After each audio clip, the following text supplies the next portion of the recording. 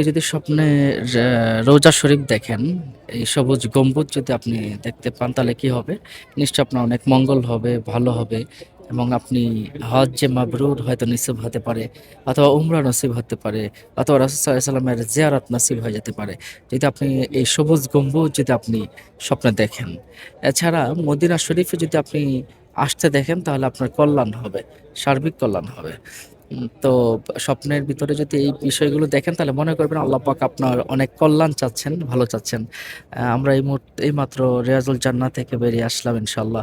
আপনাদের জন্য দোয়া করি। যারা এই ভিডিওটা দেখছেন তারা যেন মঙ্গল লাভ করেন।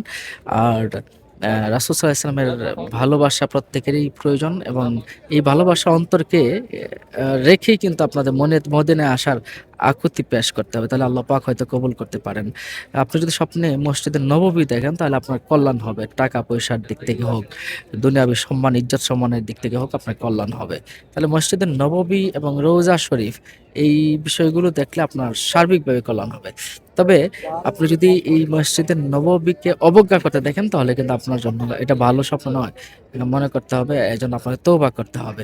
আর আপনি যদি এই মসজিদে নববীতে রাসূল সাল্লাল্লাহু আলাইহি ওয়াসাল্লামের রওজা মুবারক দেখেন তাহলে বুঝতে হবে যে আপনার কপাল ভালো হবে এবং সার্বিক মঙ্গল হবে, ইজ্জত সম্মান আপনার বেড়ে যাবে ইনশাআল্লাহ।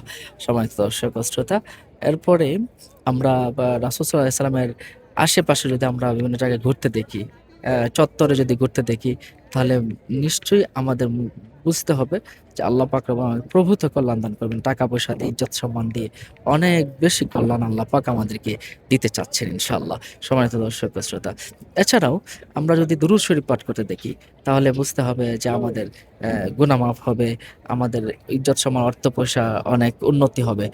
সম্মানিত দর্শক ও শ্রোতা, তাহলে আজ এ পর্যন্তই ছিল। আমরা আমরা এই পর্যন্ত জানাচ্ছি। ভালো থাকুন। আসসালামু আলাইকুম।